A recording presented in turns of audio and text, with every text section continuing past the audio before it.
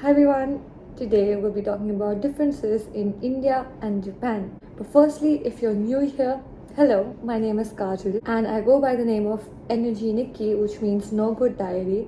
You can check out my Instagram account here. So anyway, without further ado, let's get started.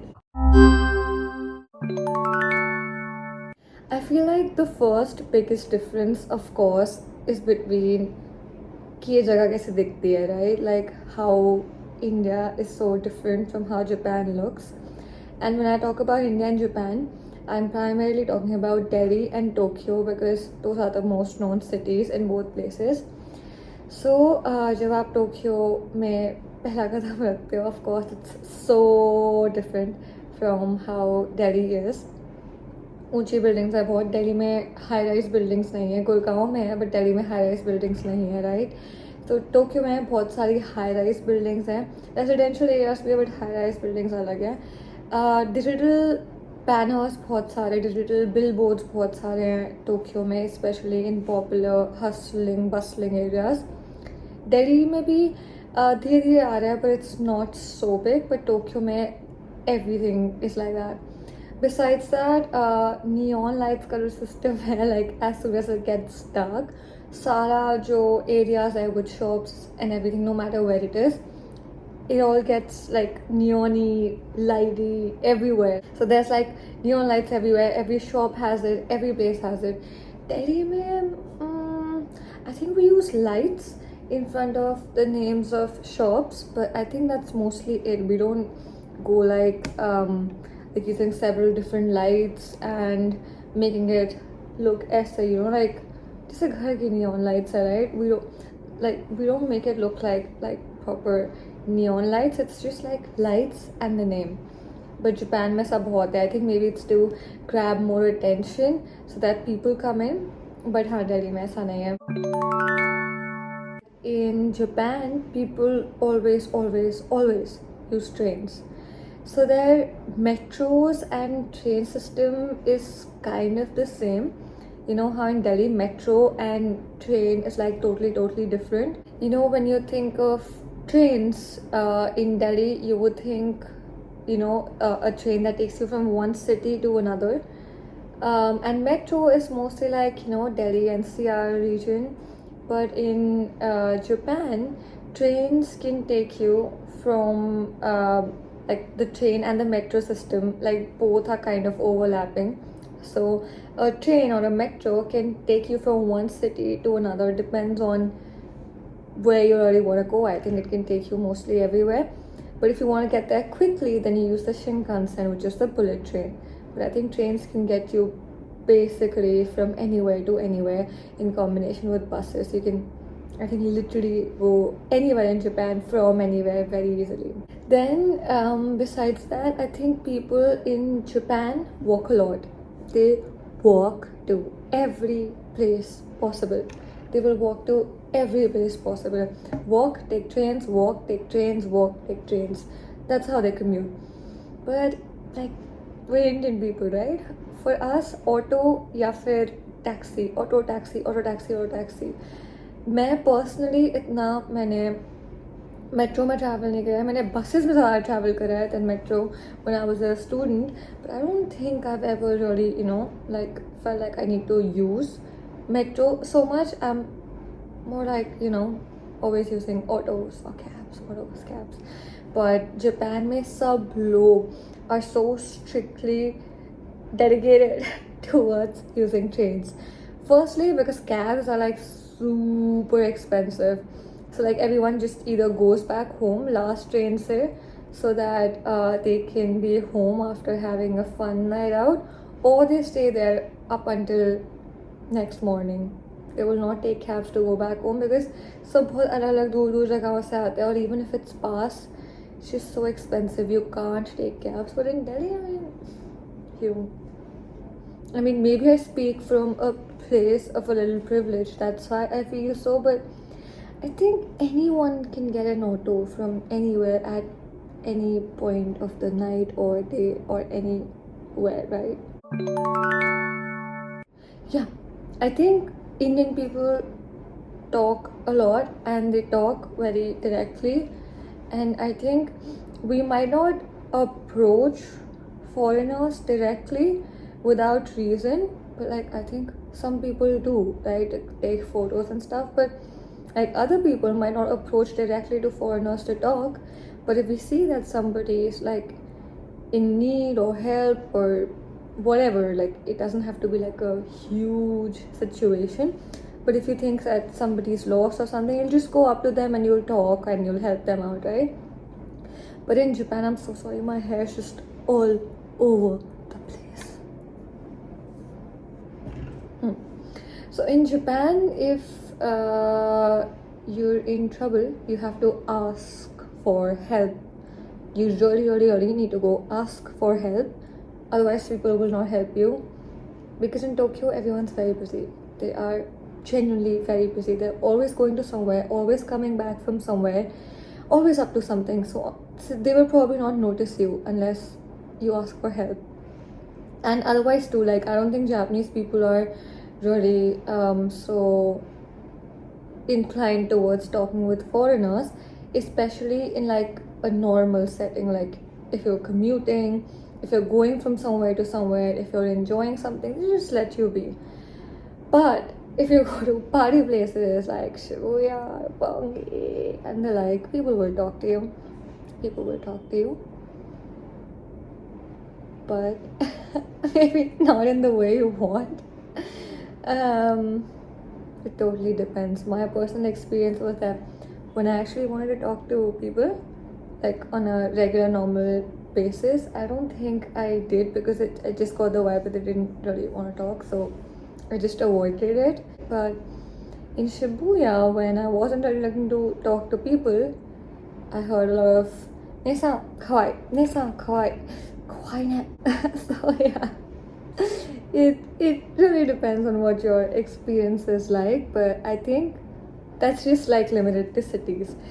There was also this one time when I went to like Kawaguchiko, which is like a lake on the outskirts from where you can see Fujisan, Mount Fuji.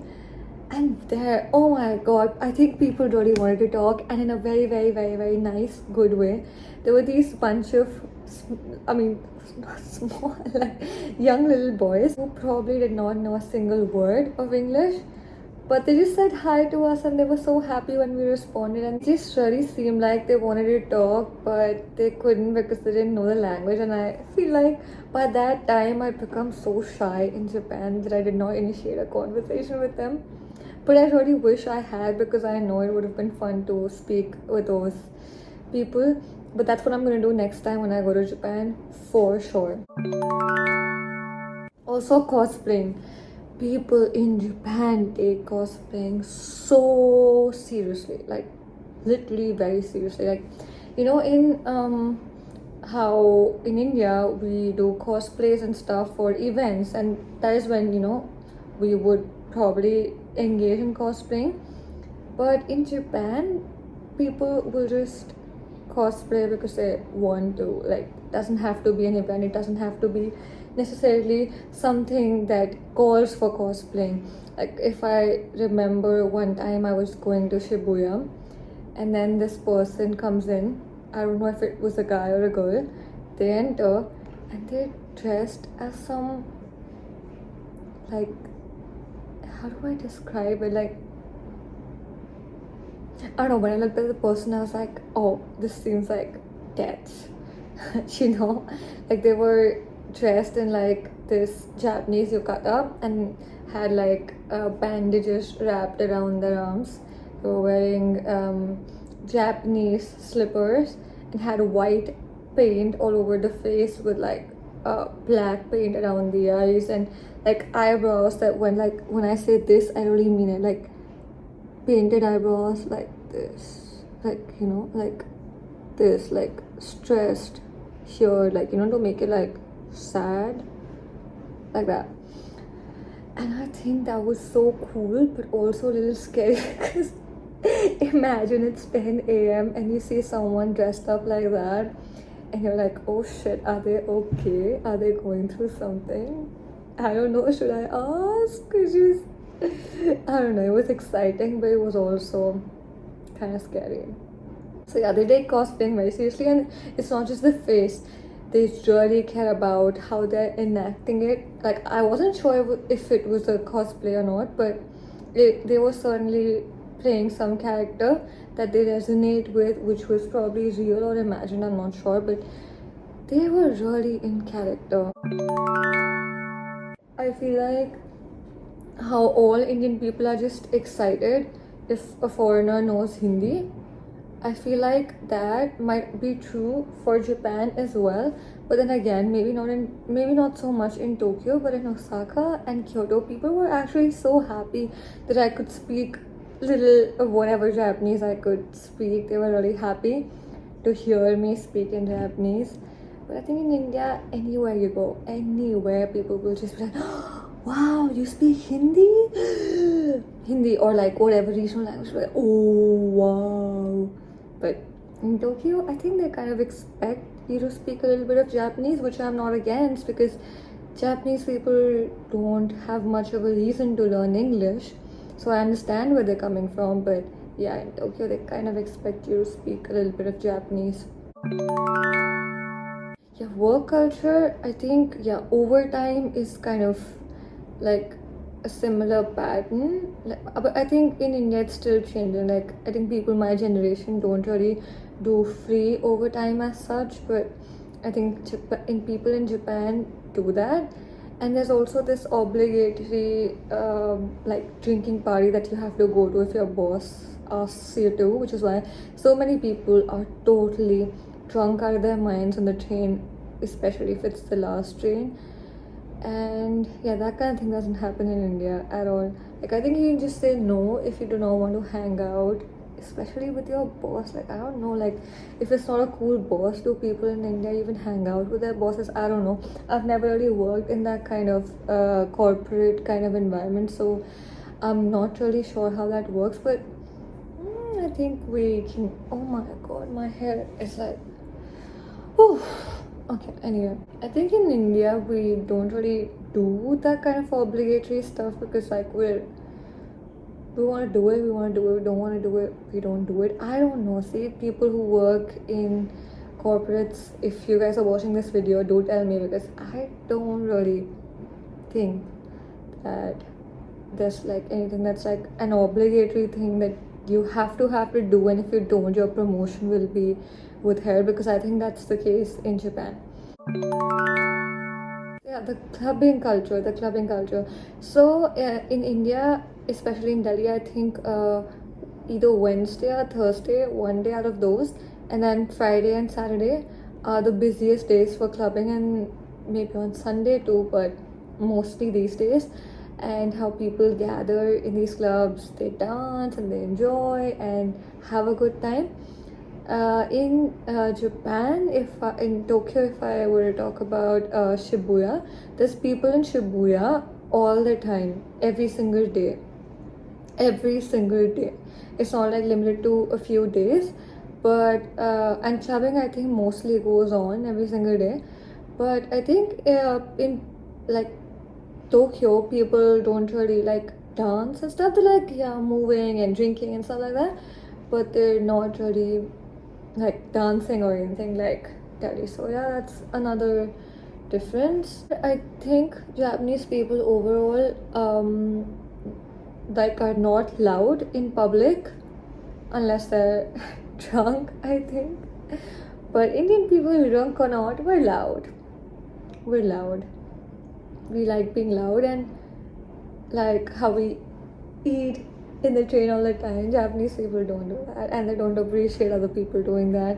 They don't walk and drink something. We're constantly like, I don't know, like if I had water, I would just constantly walk and drink water all the time. Like, I don't think Japanese people do that kind of thing so much. So yeah, I think that is mostly it. That's mostly all the things that I found to be different in Japan in what I saw in a whole month.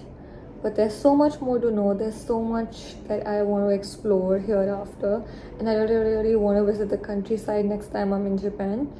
And if any of you live in the outskirts in Japan, do hit me up and tell me what the best places you think are in Japan to travel, to explore outside of the cities, outside of the mainstream golden road cities, so that I can come and I can enjoy. And thanks again for coming to my channel to watch this video. And I was at the anime event yesterday and I met so many of you and I was so happy. And I feel like I need to meet you guys more because I think, oh my god, I'm sorry. I feel like there needs to be more interaction between both of us because I don't know, I just like meeting you guys and I feel like you guys like meeting me too. So maybe we can do some events or something in future so that we can meet more and talk more and get to know each other more. And for those who are again new here, please do check out my Instagram page. I'll put it somewhere here. Yeah, somewhere here. Do check that page out. And thanks again for following and supporting my content always. It means so much to me and please continue doing that. I am just honestly so thrilled to continue on this journey and create more and more content for you guys and for myself because I feel happy sharing it. So yeah, that's about it. I hope you enjoyed today's video, and if you did, please like, please comment, please talk to me, please tell me what you thought about the video and of any of my content that you watched on Instagram. I don't know, just talk to me. I'm always happy to speak with you guys. Okay, that's it for today. Bye.